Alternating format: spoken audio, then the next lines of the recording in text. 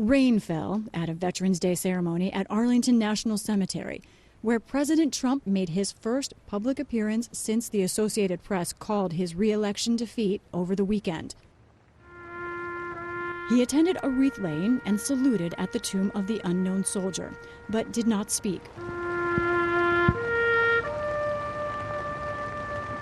In Philadelphia, President-elect Joe Biden made his own Veterans Day stop. He and the future First Lady, Jill Biden, laid a wreath at a Korean War memorial, but he too had no public comment. The day's solemn ceremonies unfolded against the backdrop of Mr. Trump's refusal to recognize the election results or commence the transition. On Twitter, the president continued to make unsupported claims of voter fraud in states where he lost or is trailing. Good morning, everyone. One of those states is Georgia, where the Secretary of State today announced a hand recount of all ballots in the presidential race. I'm sure that there'll be plenty of oversight. We want to make sure that both parties have the opportunity to observe this because we understand the stakes are high. Mr. Biden leads in Georgia by about 14,000 votes. The recount comes after the Georgia Republican Party and the state's entire Republican congressional delegation sent a letter to the Secretary of State alleging fraud without evidence. They asked him to investigate, quote, serious allegations of voting irregularities in both the presidential and the two U.S. Senate races there. Those two Senate races are headed for runoffs in January. The Trump campaign also continues to file legal challenges to the presidential vote count. Today, it sued Michigan to try and block the state from certifying Joe Biden's win, which it is scheduled to do on November 23rd. He leads there by more than 140,000 votes. President Trump did score one victory today. The Associated Press formally called Alaska for him, increasing his electoral vote count to 217. And Lisa joins us now from Wilmington, Delaware, and Yamiche Alcindor is at the White House. Hello to both of you. Lisa, to you first. This is the first day, I guess Joe Biden has not made public remarks since he was declared the president-elect, but we know the transition planning continues. Tell us where that stands.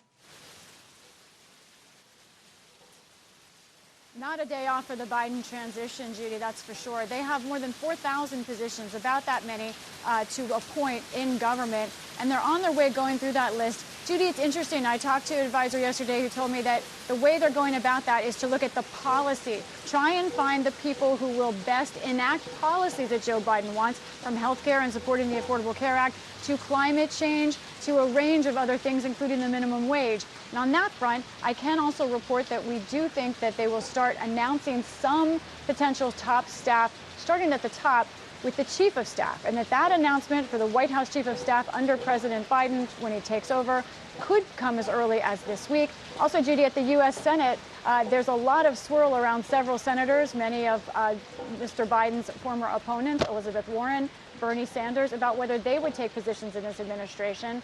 One final note, speaking of the Senate, I talked to a Republican Senate office, allies of President Trump, who tell me one reason they're not speaking out publicly about whether the president should accept the results is because they think they can do more behind the scenes.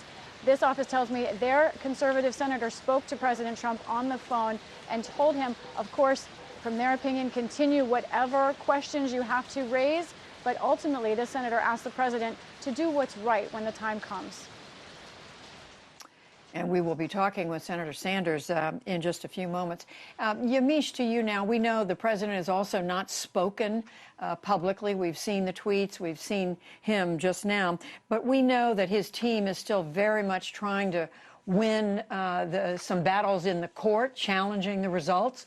Where does all that stand?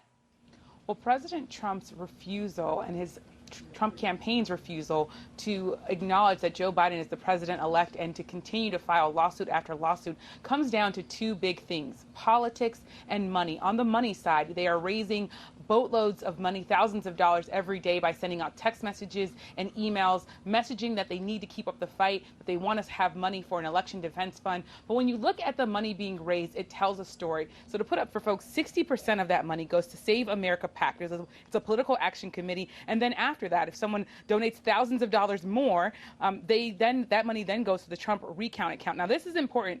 This kind of account, the political action committee, it faces fewer restrictions on how the money is spent. Unlike candidate campaign accounts, the money that can be raised here can be spent on personal expenses. The other thing to note is that 40% of it goes to the Republican National Committee. This money can go to benefit potential other Republican candidates.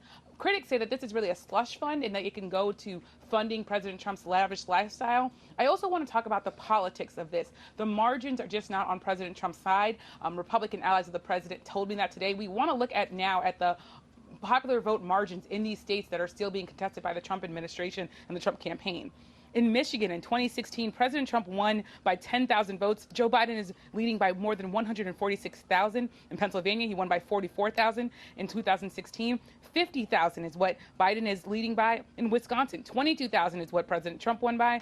He's leading President-elect Joe Biden by 20,000. So those numbers tell a story. They say, and older establishment Republicans tell me, the numbers really just are not going to work out for the president, while younger Republicans are continuing to work day and night to try to find more voters so that they can get people that will overturn those margins. But it's just a really, really uphill battle. And Yamiche, we know with regard that Georgia is going to have a hand recount. What do we know about President Trump's involvement in that? President Trump is continuing to pressure Republicans all over the country, including in Georgia, to really publicly challenge the integrity of the election. Now, the Georgia Secretary of State was out just a few minutes ago saying that the White House has not contacted him directly to pressure him to do any sort of recount. But the Trump campaign sees that recount as a huge win. They want to see that the president might be able to wrestle it back. But as you noted, Joe Biden is winning by 14,000 votes, so it'll be tough. And finally, quickly to you, Lisa, the fact that there will be a narrower margin for Democrats in the House, waiting to see what happens in the Senate until January, what does that mean for Biden planning? Judy, quickly, the new Senate convenes January 3rd. The Georgia election is January 5th. That is going to make it tricky to organize the Senate, and we're going to have to watch it closely.